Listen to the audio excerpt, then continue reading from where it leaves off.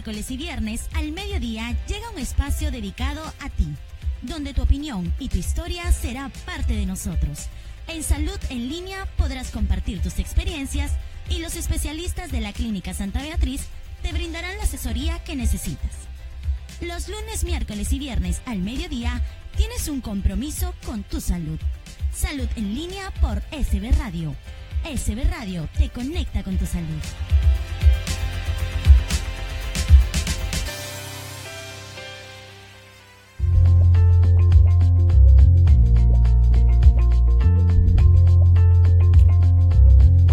Hola amigos, ¿cómo están? Te saluda Magali Flores, quien te da la bienvenida una vez más a tu programa Salud en Línea. Hoy, como todos los lunes, miércoles y viernes, te traemos un tema de salud importante, interesante y que sobre todo nos tiene que llamar a la reflexión para poder seguir apostando por una salud preventiva, para poder seguir apostando por mejorar la calidad de vida de todos nosotros como población. Se viene Semana Santa, es un fin de semana largo, aprovecha en salir de repente de Lima, exponerte a un nuevo clima, a un ambiente mucho más tranquilo, menos contaminado que nuestra querida ciudad. Entonces hagamos un poquito también de reflexión en esta Semana Santa para mejorar nosotros. Hoy vamos a conversar de un tema bastante fuerte como problema social desde mi punto de vista. La tuberculosis es más allá de una enfermedad que tiene muchísimos años de vigencia en nuestro país. Es un problema serio de salud pública que afecta a muchas personas y que además tiene una raíz social de fondo. ¿Qué es lo que está pasando? Para eso hoy invitamos al doctor Iván Bertis. Él es sociólogo e investigador social, con quien vamos a conversar un poquito desde su óptica, desde la óptica de la sociedad. ¿Cómo es que nosotros podemos ver a la tuberculosis y qué es lo que podemos hacer para poder terminar con la enfermedad? No puede ser posible que estemos en el año 2018 y sigamos presentando casos de la tuberculosis, una enfermedad, como bien se ha tratado. Justo el día lunes conversaron en el programa de que es una enfermedad curable, manejable. ¿Pero qué está pasando? Para eso nos acompaña hoy día el doctor Iván Bertis. ¿Cómo estás, Iván? ¿Qué tal? ¿Cómo está, Magali? ¿Qué tal? Mucho gusto. A ver, empecemos definiendo qué es la tuberculosis para que podamos entender un poquito desde el punto de vista social. Bueno, la tuberculosis en sí es una enfermedad social infectocontagiosa, ¿no? Que realmente todavía no se ha radicalizado, ¿no? Que persiste y se quiere enquistar de nuevo en nuestra población, en nuestra sociedad, ¿no? Y que se transmite, ¿no? De manera a veces inesperada, ¿no? Cuando a veces nosotros vivimos en ambientes cerrados, que no hay ventilación, o estamos en las combis o en los micros, ¿no? En donde uno no sabe, ingresa, pero definitivamente hay personas que tienen la tuberculosis y que muchas veces no lo dice por temor, por estigmatización, ¿no? Entonces, recopilando, en parte es una enfermedad social, ¿no? Es una enfermedad social, independientemente que tenga tratamiento biomédico, pero sí está afectando. Es una pandemia realmente, una pandemia. Claro, y esta no viene de unos 5, 10, 20 años, son muchos años. Leí en algún momento en una investigación hecha por ti que esto data desde las migraciones, así hace mucho tiempo. Creo que el tema era tuberculosis, una mirada retrospectiva, si mi memoria no me falla. Sí, realmente tenemos registros de momias paracas, ¿no? Algunos también casos de Egipto propiamente, o sea, ya es una enfermedad ancestral, ¿no? Obviamente que a veces y que se ha hecho estudios, ¿no? En esas momias y han logrado activar de nuevo el bacilo. O sea, realmente el bacilo no muere, el bacilo se duerme, ¿no? Entonces a partir de ahí entonces se han hecho también temas de muertos, ¿no? O incluso también, ¿no? De necropsias, ¿no? Pero que continúan, o sea, el bacilo no es tan resistente, ¿no? Que tiene vida, ¿no? De por sí, o sea, pero se reactiva. Tiene vida y, como bien dice, se va a reactivar, se va a seguir reactivando. En todo caso, ¿cuáles podríamos considerar factores influyentes a nivel social para seguir desencadenando este problema y no terminar con la tuberculosis? Mencionabas en algún momento sobre el número de personas en una sola casa, en un solo ambiente, el famoso hacinamiento que hay en muchas zonas de nuestro país. Hay hogares en los cuales no viven 4 personas, sino 12, 15, 18. En alguna encuesta me pasó a evaluar 18 personas en una casa pequeña. Entonces, ¿cuáles serían los demás factores? Realmente se conoce como determinantes sociales de la salud, ¿no? Son 11, ¿no?, que están ya determinados de acuerdo a los estudios que se han hecho últimamente. Sin embargo, los factores más resaltantes para hablar de este tema de tuberculosis es en parte la alimentación, la mala alimentación que tienen estas familias, ¿no? También el hacinamiento, el tema de la pobreza, ¿no? El tema también laboral, porque a veces también es el abuso exacerbado en parte de personas que paran trabajando todo el día y no descansan, ¿no?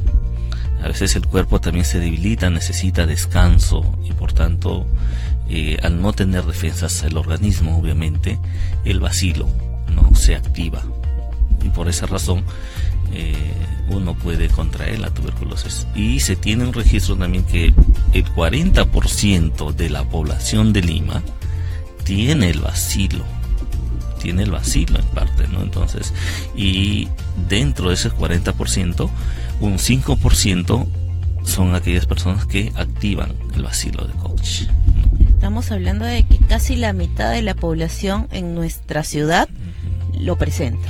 Por supuesto que sí. O sea, uno lo adquiere, ¿no? Pero no se manifiesta, ¿por qué? Porque uno se alimenta bien, uno descansa bien, uno tiene hábitos y estilos de vida saludables, qué sé yo.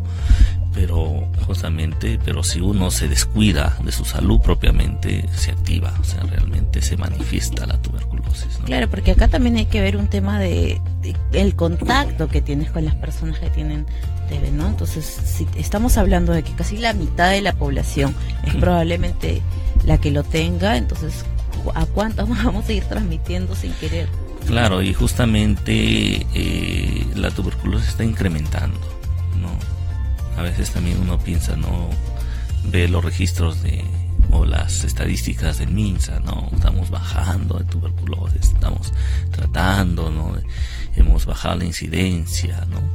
Sin embargo, se está incrementando más. Hay más casos, sobre todo MDR, que es la multidrogo resistente, y últimamente se ha presentado la extremadamente resistente, que ya no obedece a los fármacos de tercera generación, obviamente, ¿no? Justo has tocado un punto clave, ¿no? A esos grupos, el grupo más resistente, los pacientes con TBC MDR o XMDR también extremadamente resistentes. Entonces, ¿qué está pasando?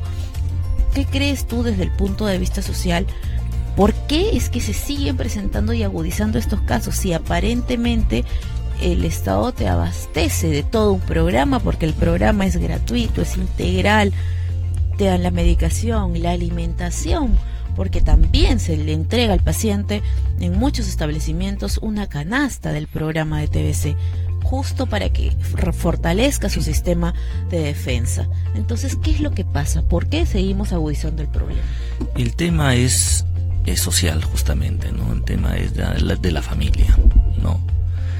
Cuando a veces en la familia no hay alguien que te diga, oye, tienes que tomar el tratamiento, oye, tienes que descansar, oye, tienes que alimentarte, partiendo de la alimentación, ¿no? Muchas veces hay familias pues que en vez de darte quinoa, te da pues un pollo a la brasa, ¿no? Hay la mala alimentación en parte. Y además también pues vemos que muchas veces se dan los casos de que los mismos pacientes abandonan el tratamiento. Es el abandono el factor con mayor intensidad, la que hace resistencia a los fármacos, ¿no? Entonces, si yo estoy tomando el tratamiento, debo ser disciplinado con el tratamiento, no abandonarlo, ¿no? Y hay casos también que abandonan porque ya, bueno, estoy tratando de tomo, pero me siento bien, ¿no? Ya lo dejó, ¿no? Y al dejarlo es el peor error que uno comete, ¿no? Yo sé, son más de 11 pastillas y a veces las ampollas que continuamente tiene que uno recibir, ¿no? Y a veces hay pacientes que se resisten, no, ya no quiero más ampollas porque me duelen, esto que lo otro, estoy cansado, pero no saben que se están haciendo un daño enorme, ¿no? Y es ahí la resistencia, ¿no? Porque a veces el bacilo es muy más sabio que nosotros, ¿no? El bacilo se encapsula y al bacilo pues le conviene que la persona pues se descuide, ¿no? En este tema de la alimentación, en este tema de que ya no quiere, renuente en el abandono, qué sé yo, ¿no? Entonces ahí va a estar pero feliz, ¿no? Claro, porque normalmente el paciente debería continuar el tratamiento, pero bien mencionas, al menor signo de mejora, ya el paciente se siente en muchas ocasiones, no todos, fuerte y escapa del tratamiento. Imagínense, tienen que ir casi a diario, recibir la medicación al establecimiento de salud. Aparte de la medicación viene el tema de asistir a las capacitaciones para que les entreguen. Parte del programa incluye también una canasta básica alimentaria. Y justo habíamos conversado antes de empezar el programa, estábamos conversando sobre nuestro nivel cultural de repente o ya nuestra idiosincrasia. ¿Qué es lo que pasa? Se ha visto en ocasiones que la canasta básica que es entregada para la persona del programa que tiene la complicación es repartida en todos los miembros de la familia. En otros casos, hasta ahí todavía es una situación entendible de repente. ¿Es dado a las mascotas del hogar o es dado a los animales de crianza del hogar? Entonces, ¿qué pasa ahí? ¿Qué nos está pasando para llegar a ese punto en el cual, sabiendo que tenemos un enfermo en casa, le privemos de esa canasta y la pasemos a dar de repente porque no le gusta, porque en la canasta no viene un solo alimento, vienen diversos alimentos y en su mayoría son menestras, lácteos? Lo damos, no sé, a la gallina, al pollo. Claro, justamente el tema cultural es también otro factor grande, ¿no? En principio, ¿por qué? Porque a veces no estamos acostumbrados a comer ese tipo de alimentos, o solamente comemos harinas, nada más consumimos harinas. Y pensamos, ¿no?, que las harinas pues me van a dar pues no consistencia, me van a fortalecer, ¿no? Cuando es lo contrario, debemos comer las menestras, ¿no? Y aparte, creo que de la cultura, aparte de lo cultural, el tema religioso es tremendo, ¿no? Yo he conocido y he tenido experiencias de casos de que estas personas que tienen tuberculosis y además tienen el VIH-Sida, ¿no? Abandonan el tratamiento y se aferran al tema religioso, ¿no? Es Jehová me va a salvar, voy a hacer ayuno y penitencia porque dice la Biblia que con el ayuno y penitencia mi alma se va a purificar, mi cuerpo se va a salvar, cuando están haciendo todo lo contrario, ¿no? Están empeorando las cosas, ¿no? Y sobre todo son los familiares los más afectados. ¿Por qué? Porque vemos que hay niños en promedio, ¿no? ¿Y quiénes son los más vulnerables? Son los niños, ¿no? Los adultos, bueno, quiera que no, tienen más defensas, pero los niños no, ¿no? Y hay personas que duermen con ese tipo de, ¿no? Son las mamás sobre todo que tienen tuberculosis, duermen con sus hijos y en parte los contagian, ¿no? Los contagia. Y obviamente también hay el otro caso de que también se piensa que a través de las hierbas, a través también de la cáscara del plátano, eso también, ¿no? Es el tema cultural. Piensa que con ese amargor que tiene, ¿no?, cuando lo hierven y lo toman, ya va a atacar el bacilo, ¿no? Estos 3 puntos que acabas de mencionar, el tema religioso básicamente, bueno, el tema cultural y el tema de la medicina naturista alternativa, es una latente en muchas patologías, ¿no? No es exclusividad del tema TBC, sin embargo, acá es donde de repente más se puede ver. El hecho de pertenecer a una u otra religión y aferrarte a ciertas costumbres, a ciertas doctrinas, de repente puede agudizar tu enfermedad. Bien mencionabas y muy claro lo tenemos, el ayuno en una persona con un sistema inmunológico débil, deprimido, el cual tiene que fortalecerlo. Además que va a recibir un sinnúmero de fármacos al día. Pues son muchísimos los fármacos que va a recibir y no son fármacos suaves, son fármacos bastante fuertes. Entonces, ¿qué daño más le vamos a generar? Porque no solamente es la TBC sigue agudizando, le puedo generar otro problema, una gastritis, entre otras variantes, ¿no? La pérdida de peso es marcadísima en el paciente con TBC.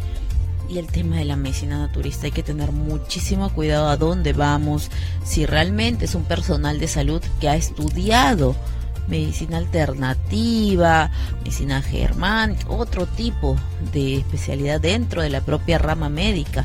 No vamos a ir pues a buscar a un curandero u otras opciones, ¿no? Entonces hay que tener muchísimo cuidado al respecto. Otro de los problemas que mencionaste, las mamás, ¿no? La típica de la mamá durmiendo con el niño, y eso me hace pensar en el hacinamiento nuevamente de zonas ya más específicas. El problema de TBC, si bien es cierto, está en toda la ciudad, hay puntos estratégicos donde de repente el desencadenamiento es más fuerte. En la zona del Callao tenemos el Agustino, la Victoria, justo esa zona limítrofe, ¿no? San Juan del Lurigancho. San Juan del Lurigancho. ¿Qué está pasando en estos lugares? Porque si te das cuenta, están alejados los tres. Los únicos juntitos es la Victoria y el Agustino. Así es. ¿Qué nos está pasando en esos lugares? No, son zonas de alto riesgo, ¿no? Alto riesgo, alta incidencia. Sucede que aparte, ¿no?, del tema cultural hay otros factores, ¿no? En el tema del Agustino se ve mayormente, aparte del hacinamiento, ¿no?, que tenemos, ya no está La Parada, obviamente. Sin embargo, está Gamarra, y gran parte de esa población trabaja en Gamarra. Y Gamarra es el atractor social, ¿no? Es el atractivo social, económico, en donde por lo general los jóvenes vienen cada mes, o en el verano vienen oleadas de jóvenes a trabajar en Lima, hacer plata y regresarse de nuevo a su pueblo o a su ciudad, ¿no? Y ellos invitan a otros, y el invitar, entonces ya el hacinamiento es tremendo. ¿Qué pasa? Que estos jóvenes trabajan más de la cuenta, se olvidan de sus alimentos, se olvidan de descanso. Como están jóvenes, están resistentes, entre comillas, ¿no? Y eso sucede, ¿no?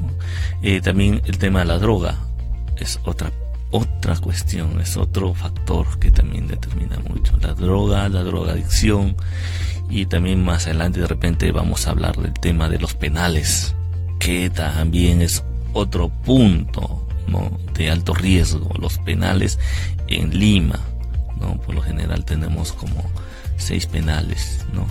Pero los más hacinados, ¿no?, vemos que están en San Juan del Lurigancho, que es el penal del Lurigancho, y el penal Miguel Castro, ¿no? Son los dos mayor, pero incluso en el Callao pues tenemos el Sarita Colonia. Así es. Bien mencionas los penales, ¿no? ¿Qué es lo que pasa? Y justo viene a mi mente el penal de Sarita Colonia, ubicado en el Callao, alta creciente TBC en el Callao. El penal de San Juan del Lurigancho, obviamente ubicado en dicho distrito, y la creciente. Entonces, definitivamente ahí debe haber algún tipo de relación. Nos vamos a una brevísima pausa y regresamos con más de tu programa Salud en Línea.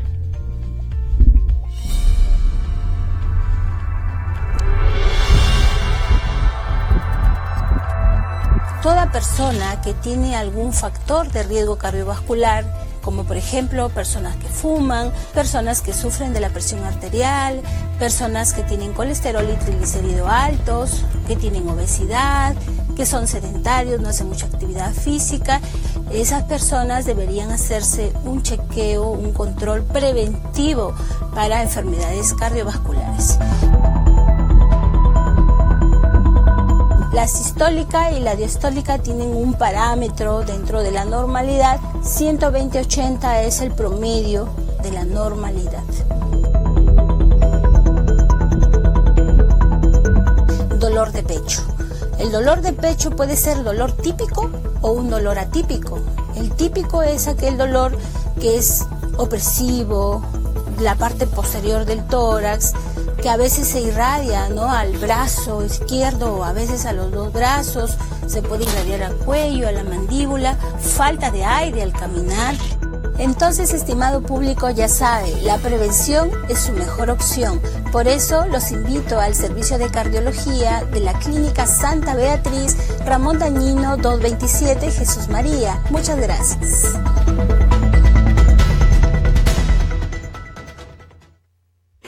El Fondo de Retiro y Fallecimiento, FOPACEF, y la Clínica Santa Beatriz son 3 instituciones dedicadas al servicio de la salud que siguen creciendo.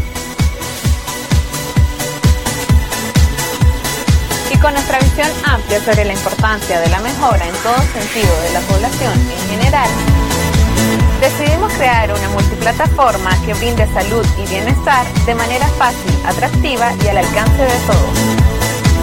Y con estas 2 palabras que son vitales, salud y bienestar, iniciamos este canal, Canal SB.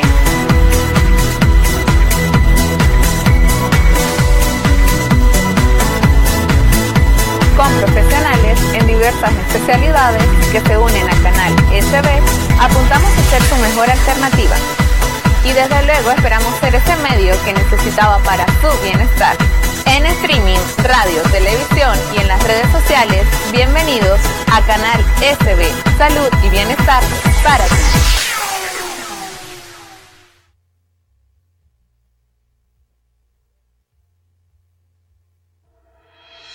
Todos los lunes, miércoles y viernes al mediodía, la nutrición y los temas que te interesan con profesionales de diferentes ramas médicas están aquí en Salud en Línea. Soy Magali Flores, nutricionista, y te invito a participar de nuestros temas a través de las redes sociales. Salud en Línea, en vivo lunes, miércoles y viernes en Canal SB, Salud y Bienestar para ti. Visita nuestro portal canalsb.p y en Facebook encuéntranos como Canal SB. Biológica, ¿no? Y estamos de regreso en tu programa Salud en Línea, conversando sobre la tuberculosis como un problema social, un problema de salud pública, y tenemos que abordar todos los ángulos posibles para poder darle lo más pronto una solución. De repente vamos a ir calando en cada uno de ustedes, haciendo un acto de conciencia, un acto de contrición para poder realmente llegar a un punto en el cual ya esto sea un problema del pasado. ¿Cómo puede ser posible que data desde la época de las momias y seguimos con el problema? El problema a veces no se erradica aún. Conversamos en interno sobre el lugar pico, ¿no? El lugar más de repente referencial sobre TBC. Y a la cabecita de muchos nos viene el Hospital Hipólito Unanue, también conocido como el Bravo Chico. Y entonces la pregunta es, ¿por qué ahí, Iván? ¿Por qué se empezó ahí? ¿Cuáles fueron los factores que de repente se evaluaron en su momento para destinar a este hospital como el hospital principal? Justamente el tema ya empieza de final del siglo XIX, ¿no? Ya se había construido el sanatorio de Jauja. Recordemos que ahí había un sanatorio, incluso el presidente Prado se trató ahí de tuberculosis, ¿no? Se empieza a hacer justamente el Bravo Chico, se escoge el tema del Agustino. ¿Por qué? Porque el Agustino tiene 72 corrientes de aire, entonces es muy ventilado, ¿no? Y además también tiene el tema del sol, ¿no? Se construye este sanatorio. Antes era el sanatorio de tuberculosis, el primer sanatorio de Lima, ¿no? De tuberculosis. Empieza con Benavides, ¿no? El general Oscar Benavides, ¿no? Entonces empieza ahí, y allí llegaba la gente, se trataba ahí, ¿no? Claro que no era pues con los fármacos de hoy en día, ¿no? Sino había la isoniazida y otros fármacos, ¿no? Que entonces se les asistía, pero era una especie de un internado. Entiendo que el paciente llegaba, se le hacía la evaluación y el paciente quedaba ahí por todo el tratamiento. Así es, por todo el tratamiento, eran los 6 meses, ¿no? Y por lo general era la tuberculosis sensible, hoy en día conocido como sensible, pero era la única que había en ese entonces, no había la mutación como MDR o XDR, ¿no? Y es por eso que el hospital ya toma el tema de tuberculosis como especialidad, ¿no? Y últimamente hay un centro de excelencia y hay un moderno laboratorio donde también se hace genotypes, hay MOLDs, ¿no? Otras pruebas más biológicas, ¿no? Para detectar el tema de resistencia de tuberculosis, ¿no? Y es muy, muy, muy bueno porque, claro, ha quedado chico, obviamente, ha quedado muy chico. ¿Por qué? Porque la demanda es mayor y cada día hay más incrementos de casos. Y no solamente hay temas de tuberculosis pulmonar, hay temas de tuberculosis extrapulmonar, o sea, es decir, ya la tuberculosis no se concentra solamente en nuestros pulmones, sino también van a otros órganos. Sí, eso sí me tocó evaluarlo y verlo en algunos pacientes. Hay TBC ubicadas en hueso, a nivel de cerebro, entonces esto se está diseminando por todos lados. Lo que debemos hacer definitivamente es la parte preventiva, conocer cuáles son estos factores de riesgo, conocer cuáles son los factores ya sociales influyentes para poder trabajar al respecto e ir poco a poco erradicando un problema tan serio. Ahora, yéndonos a la parte ya del Estado, ¿cómo ves tú los programas a la fecha? Tengo entendido que has estado pues en San Juan del Lurigancho, en el Agustino, conoces la problemática. ¿Cómo ves el programa? ¿Cuáles son nuestras deficiencias? ¿En qué cosas de repente deberíamos de ponerle más fortaleza? Bueno, a partir del 90, ¿no? Hay una ONG, no sé si conozcas, Socios en Salud, fundada por Paul Farmer, ¿no? De Harvard había venido, ¿no? Entonces, ¿qué pasa? Que recién se está haciendo estudios, él hace estudios en Caraballo específicamente. Entonces, la mutación de la tuberculosis ya era muy latente, ¿no? Empezamos con los primeros casos de MDR, de multidrogo resistente, ¿no?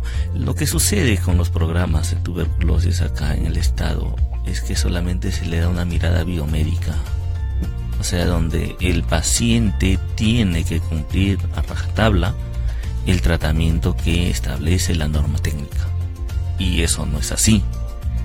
No se comprende la parte social.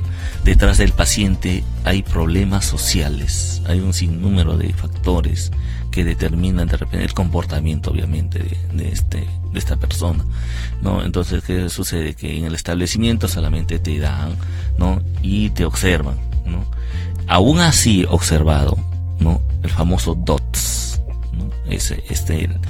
Este programa o esta estrategia que lo había sugerido la OMS o la OPS, ¿no?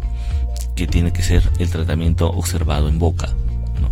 Muchas veces no se cumplía, ¿no? Y había casos en que el profesional le daba los medicamentos a los pacientes para que vayan en casa y no lo tomaban, ¿no? O si no, se hacían los que, ¿no? Fingían de tomar, pero sin embargo la pastilla lo guardaban en sus bolsillos. Y se ha habido casos, ¿no? Y eso es un delito.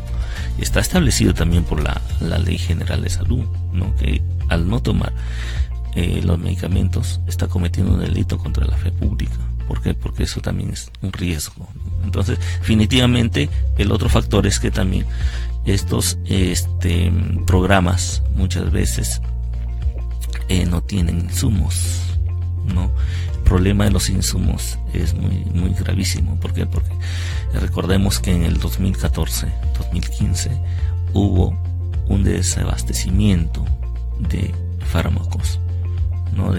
¿Por qué? Porque los procesos burocráticos, ¿no? Ya está bien, el Estado ¿qué hace? Compra en lotes, ¿no? Y paga a un tercero para que haga un registro de calidad, ¿no? Pero eso ¿cuánto tiempo demora? No demora una semana, demora de 3 a 5 meses. Y el paciente que se ve perjudicado, ¿no? En ese sentido, bueno, el ministerio o los establecimientos que hicieron, hay regiones donde la tuberculosis es casi poco, ¿no? Pidieron que esos fármacos vengan hacia acá, hacia Lima, ¿no? Y ya abastecidos después en Lima, se les devolvía. Y solo así se ha hecho, ¿no? Pero, sin embargo, es el tema también burocrático, ¿no? Claro, acá hay dos pilares fundamentales. El tema de la burocracia que nos acompaña en todos los campos y lo vemos quienes hacemos trámites de repente en entidades públicas, la demora que nos puede llevar un solo documento, las idas y vueltas por una firma. Imagínense nosotros vamos de repente por un documento, imagínate esto a nivel macro, ¿no? Con grandes cantidades de fármacos, expedientes, historias clínicas, el tema se va complicando. La estrategia que tomó el MINSA me parece bastante buena, ¿no? El traer de repente de otros establecimientos para poder coberturar a aquellos que de verdad tienen una alta demanda.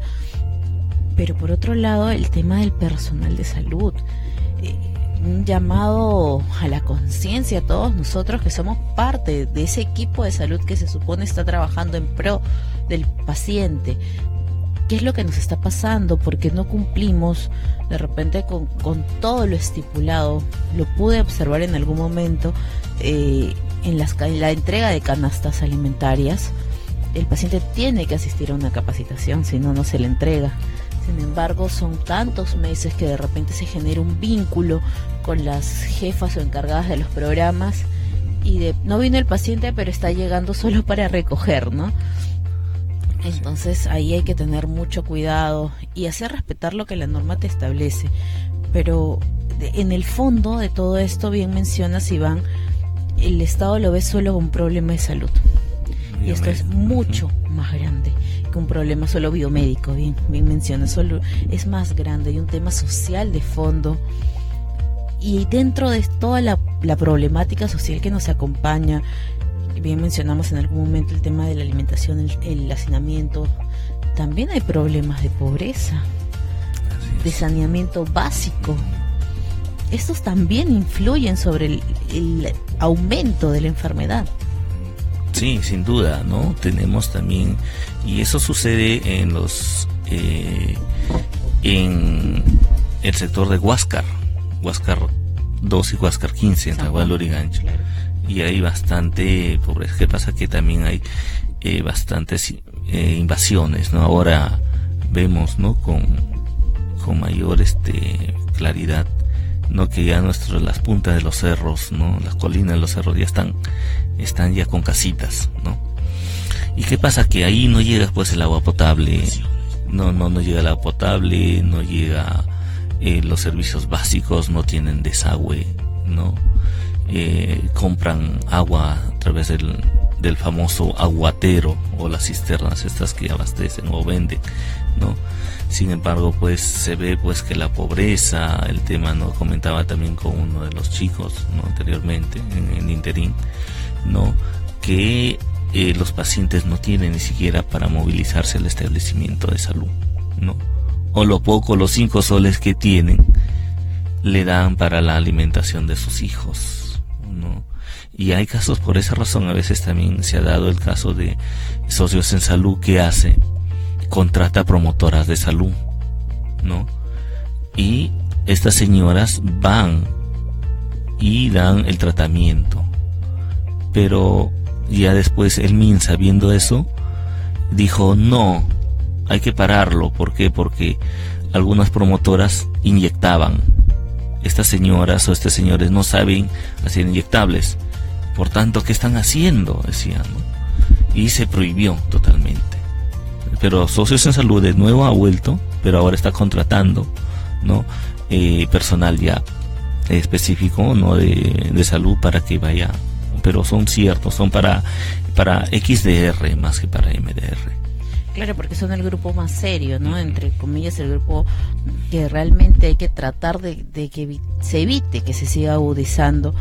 Qué bueno saber de que hay instituciones, bueno, las ONG son un apoyo en líneas generales para todos los problemas que de repente el Estado por una u otra razón no puede llegar a cubrir, esté trabajando sobre ello, ¿no? El tema de usar promotoras en primera instancia, y ahora me imagino que es un equipo de salud ya más organizado, de repente tenemos técnicas o enfermeras que nos pueden ir ayudando para poder hacer que estas personas logren cumplir el tratamiento. Bien mencionas, la pobreza es una latente fuerte en nuestro país y en muchas zonas, entonces debemos de ser muy cuidadosos, peor aún si eres personal de salud, al momento de hacer el trato con esta persona, porque son también más sensibles, hay un tema también de sensibilidad con ellos, ¿no? Por acá tenemos una pregunta, nos escribe Renzo Villanueva y nos dice: buenas tardes, doctor, una pregunta, ¿una persona con tuberculosis puede trabajar? Si es el caso que no se pueda, ¿cómo afecta esto al hogar? Si el afectado es el que solventa los gastos económicos. Saludos desde España, los veo. Muchas gracias. Sí, sin duda, en el Perú hay una ley, la ley de tuberculosis, se publicó en el 2013, en la ley 30-287, ¿no?, que está en implementación, ¿no? La ley estipula, dice que un paciente que tenga tuberculosis no puede salir o ser despedido del trabajo, ¿no? Por el contrario, debe facilitarle todo, ¿no?, en el tema del descanso médico. Por tanto, establece 2 meses de descanso médico para que pueda por lo menos establecerse, un poco recuperarse el paciente, ¿no? En otros casos, obviamente, si no está trabajando, si es un personal independiente, una persona independiente que se gana la vida con a veces cachuelos. Claro, el día a día de la mayoría de la zona periurbana. Así es un problema porque deja de sustentar a la familia, obviamente. Entonces ahí hay una reestructuración, ¿no? Y yo pongo justamente en una investigación la reestructuración de entornos sociales y de roles propiamente. Entonces, ¿qué sucede? Al no el padre de familia, en el caso, o el cabeza de hogar, se está enfermo, ¿quién asume ese costo? Lo asume la señora o la esposa, ¿no? O la madre de los niños, ¿no? Entonces ya el paciente se queda en casa y la esposa es la que empieza a trabajar, ¿no? Y es muy interesante la dinámica, y eso lo descubrí en San Cosme, ¿no? En muchos casos, ¿no?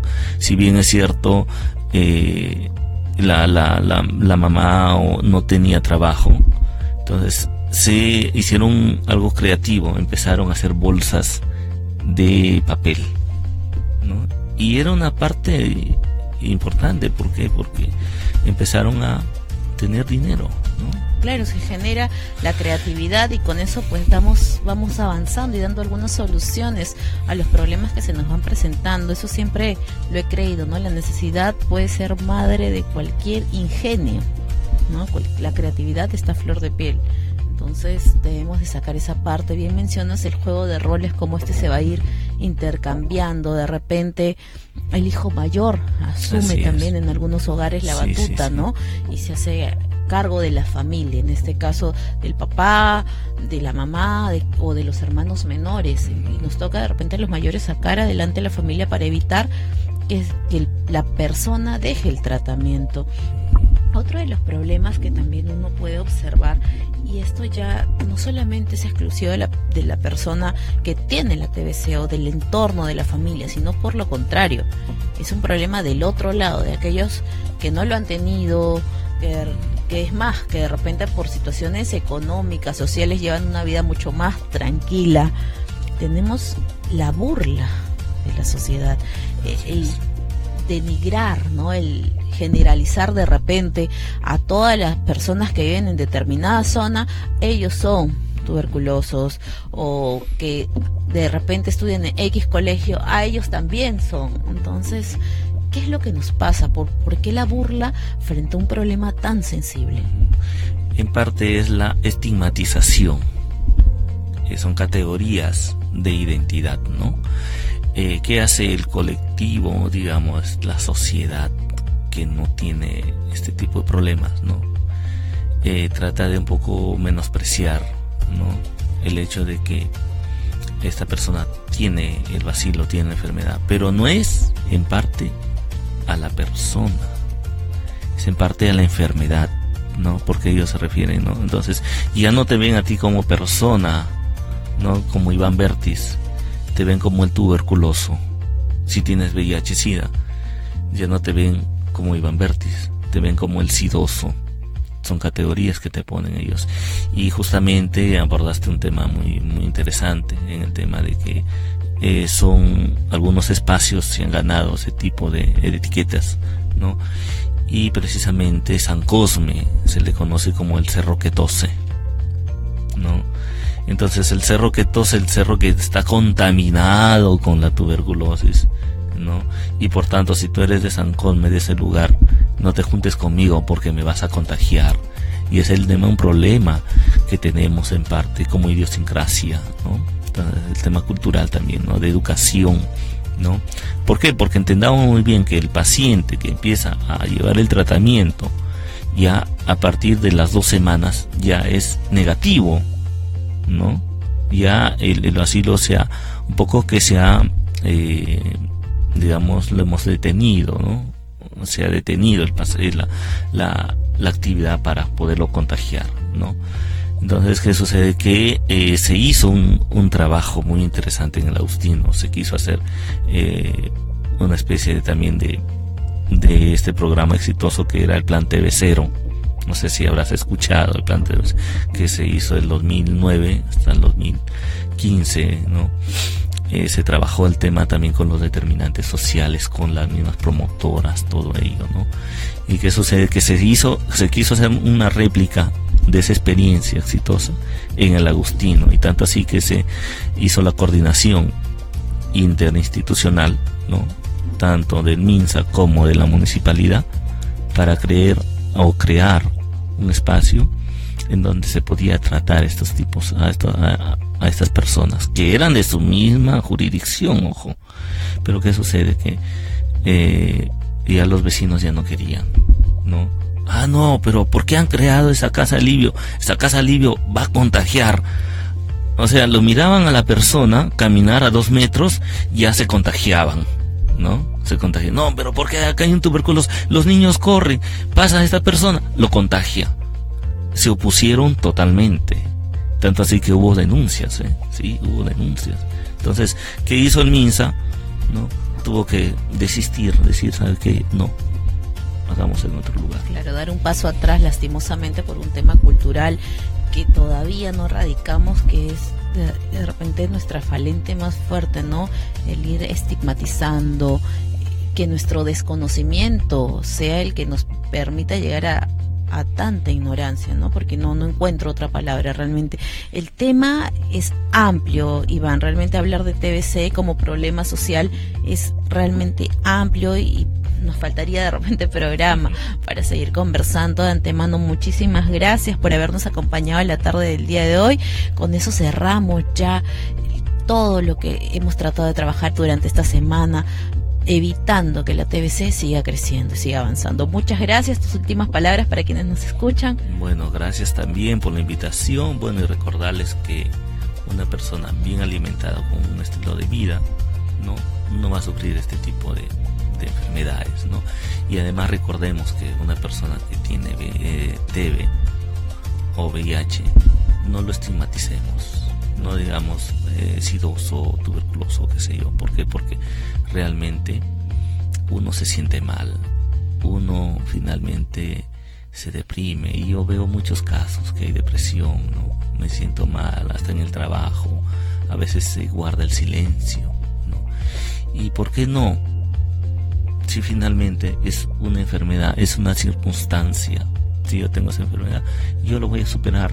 Y la tuberculosis, como tantas enfermedades, es también curable, ¿no? Y eso era, bueno, mi consejo, ¿no? Muchas gracias a ti por acompañarnos, que disfruten su fin de semana largo, ya empieza Semana Santa, hemos dicho semana de reflexión, salgan, despéjense un poco de Lima, del trabajo, y conmigo será hasta la próxima semana, nos vemos. Gracias.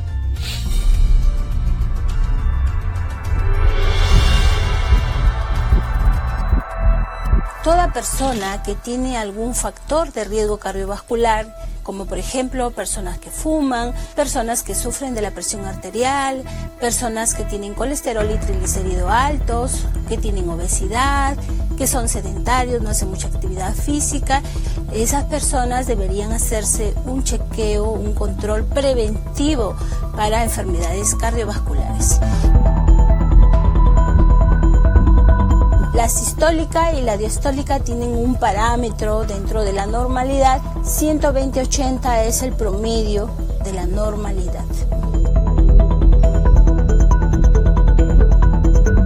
Dolor de pecho. El dolor de pecho puede ser dolor típico o un dolor atípico.